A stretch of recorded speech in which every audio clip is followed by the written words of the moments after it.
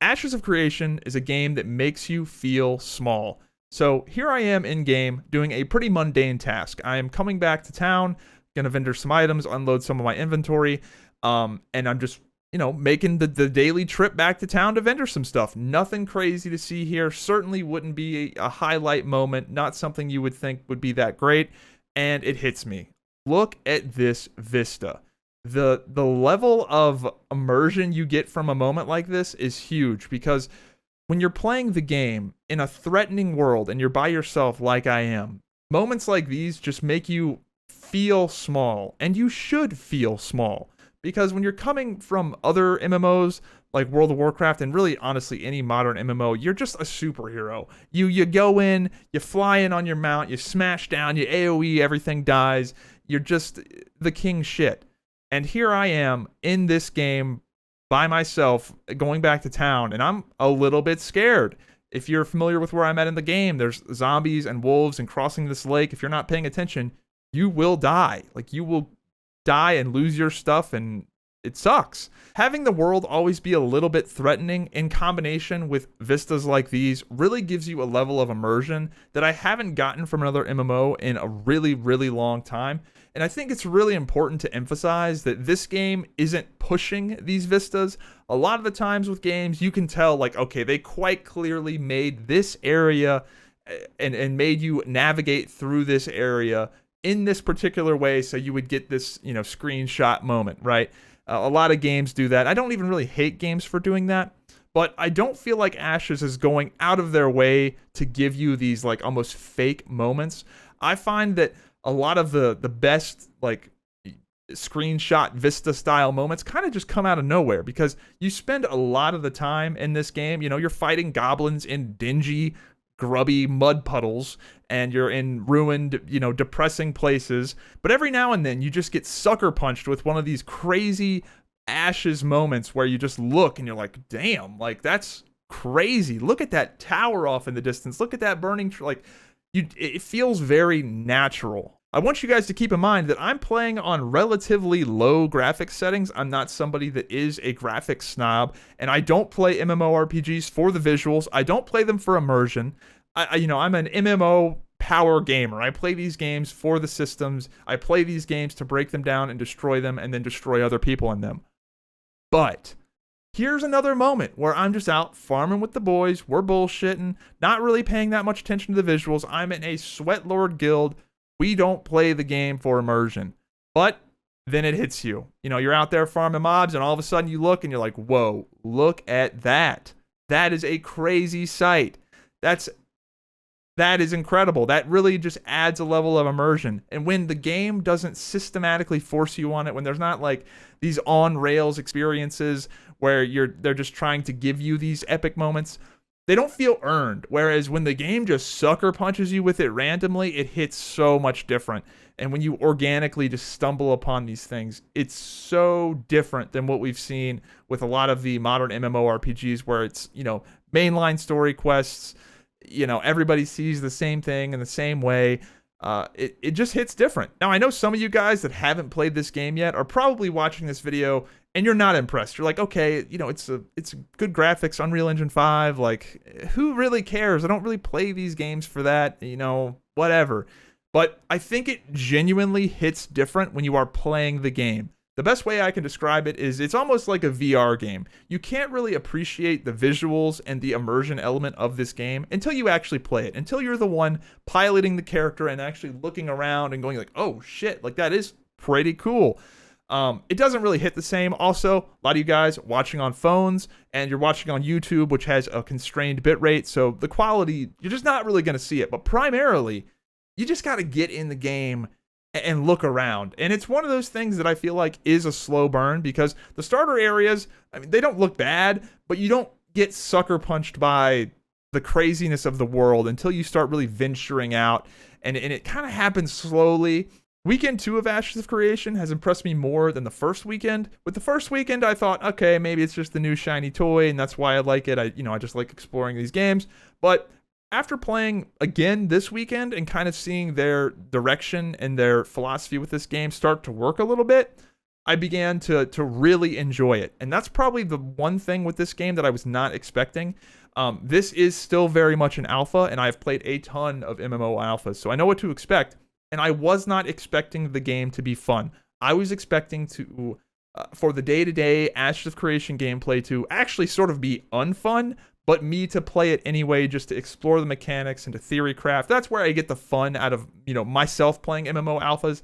I mainly play them to test the game, obviously, and give feedback. But in terms of the enjoyment I get from them, it's usually not from the gameplay itself. It's usually from seeing the mechanics, theory crafting mechanics, going in Discord with other people, and we all sort of like have a mind meld and just try and, figure this thing out and break it down. That's where the fun is for me. But I've found that I'm actually just having fun in the game. Like, I'm actually just having fun playing it as an MMO, which I am really hesitant to say because, like, it's an alpha. The content is just not there in the game yet. Like, they're still adding a lot of the primary systems. And right now, yes, a lot of the game is just sort of grinding. But, like, dude, I'm having fun doing it, which is crazy to say. And I think a lot of people are in the same boat where you played Ashes of Creation, you weren't expecting it to be fun, but it actually is kind of fun, and you're like worried that you're the crazy one for thinking it's fun. And I think the best way to describe this game is it's really, really giving 2004 World of Warcraft, and in my opinion, especially RuneScape vibes. This game is giving me some serious old school RuneScape vibes in that a lot of the gameplay isn't necessarily that exciting. At the base level, like grinding mobs in a mob camp is not that exciting. In the same way that like fishing in the fishing guild in RuneScape is not that exciting, but there's something to it. There's some sort of vibe factor to this game where grinding this mundane kind of shit in a lot of ways is pretty fun. And I think it's a couple reasons. I think the main reason is that the game is social. It's a social game because you have to be social. You are highly incentivized to be social in this game and to work with other players. Yes, there's plenty of stuff you can do solo. I played a lot of the time solo because I wanted to listen to some podcasts and do some unrelated things, but I still wanted to play the game. So I didn't want to be a burden and not be like in voice. So I played solo a good bit this weekend. And I had fun. I still accomplished things, but guess what? I jumped in with groups and had a lot of fun too. And that's, you're highly incentivized to play with groups. It's usually the better, faster way to do things. You get good gear drops. And also, to kind of dispel some of the rumors, or dispel, like, I guess the narrative in that, a lot of people think like, oh, you just have to be in a group in like the Omega farming spot in an 8-man group fighting the absolute hardest stuff. And I have found that that's actually not true. One night, late at night, me and a bard, just a random bard I saw out and about, me and him just partied up, 2-man group, and just smashed this mob camp all night. And we got crazy experience per hour. We were both blown away like, oh my God, this is crazy. And you know what we did after that? There's no friends list in the game, so I added him on Discord. And now we're like buddies. How great is that? When the fuck do you ever do that in MMORPGs, in modern MMORPGs, where you actually organically make a random friend? Like, that's what it's all about. Like, fuck, dude. How great is that? When is the last time you've done that in an MMORPG? For some of you guys, you may have never done that, which is crazy. So yeah, Ashes of Creation is very bare bones right now. A lot of the different vectors and ways to level up are just not in it for right now. You're grinding mobs, but it's surprisingly pretty good. And I honestly am very okay with that being a vector for leveling. If you just want to get you and your boys and just grind the hell out of that mob camp, I think that's okay. Because the difference between this game and other MMOs is that those mob camps are threatening. Like, you better be on your toes and have a good group. Because if you know anything about those, the pink slasher mobs, the goblin, oh my God, dude, we got smashed by those this weekend. Like, it's scary out there. So it's very different than just killing mobs in WoW, where it's just like brain rot. The next thing I really liked seeing this weekend was that the social friction started ramping up. In weekend 1, a lot of people were still figuring out the game, and they were just on their best behavior. But now that people have got the basics down, bad behavior is beginning to happen. And there are tons of Ashes of Creation threads on the forums, on Reddit. If this guild is doing this, you're scumbags exploiting this. Like, dude, this is what fuels the game. This is the game. This is what gives the game replayability and consequence. And I like that we're seeing social friction. Were some guilds obviously exploiting mechanics? Yes. Is that shitty? Yes. But the social friction being there is very important. This is not a game where everybody's going to go kumbaya. This is not a game where everybody gets everything.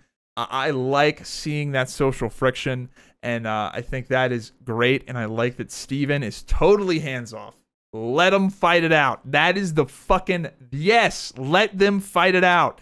There's going to be a guild that does something very mean, and I don't know when it's going to happen. I don't know who it's going to be, but there's going to be a guild that does something so unethical and shitty.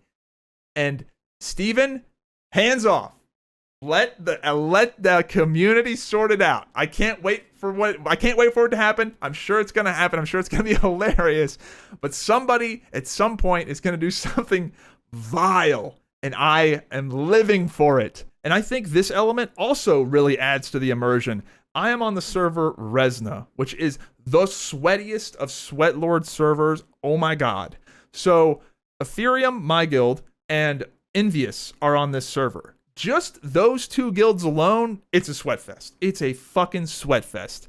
But then I find out, oh, Lord Jesus, there's a lot of other guilds on this server too. Axiom is on this server. They're a big player. Then, for you Crowfall guys, Winterblades, UXA, YGG Brazil, also on this server. Fist of the Empire, played a bunch of different games as well as Crowfall, on this server. Nova Ordum, I don't know anything about these people, but they seem very organized. Some of the videos I've seen, they seem really fucking good at the game. Fuck, dude, Resna is absolutely a sweat lord server. Now, I'm very confident in my abilities as a player to learn this game and adapt to this game. I've played a lot of MMOs at the highest level, being a top World of Warcraft PvPer, world first raider in WildStar. However you want to quantify Crowfall and the other MMOs I've played. I'm pretty good at these games. I'm pretty good at breaking them down and figuring them out. But, bro, I'm looking around this server and I'm seeing some heavy hitters. I'm seeing names that I know from other games. And that is really adding to my own personal immersion when it comes to the game, because not only is the PvE world dangerous, where you just have these like Ravager mobs that just spin and just one-shot you and just do crazy, like you gotta be on your toes. And then I just look over and I'm like, oh god, it's that guy. It's that guy that played the Ranger in Crowfall, and he's right beside me. Fuck, like I know that guy. The best way I can describe it is it's like military superpowers in the real world. Yes, there's some clear winners that are obviously the strongest, but all of these countries have nukes. All of these guilds on Resna that I've seen are strong enough to really fuck some shit up. And just walking around the world and just seeing names of people I know are like known killers and like known badasses on this server, and I'm just looking over, I'm like, oh, I know that guy. And then they send me a whispering game and they're like, oh my god, you're on this server too? And then I reply, oh my god, you're on this server too? And we're both just like, yeah, this Resna server is wild. Now, I know some of you guys are going to hear this and go, okay, I'm going to go roll on. It's probably best you don't. Dude, the server's fucking insane. Probably need to chill the fuck out with Resna. But another example would be like, you're a professional fighter. Let's say I'm a professional fighter. I'm great at what I do. But I'm in a room with Muhammad Ali, Mike Tyson, John Jones, Achilles, Floyd Mayweather, Khabib, Conor McGregor, and Spartacus. They're all in the same room. All legendary fighters. And maybe there's a clear winner. But, like, what's the rule set? What are the rules? What's the situation? Like, anybody could come out on top in a room like that. So, yeah, Resna, super dangerous server. It's going to be very amusing to see how things play out. Sure, there's absolutely going to be some drama. There's no way there's not. There already sort of is. But I'm sure it's going to get really, really toxic, as they say. But that's been my experience with Ashes of Creation thus far. I'm having fun. I was not expecting to actually have fun with this game as a game, but I am. So that's where we are. Hopefully it continues. But even if it doesn't, I'm still very optimistic about the direction this game is going, which is good.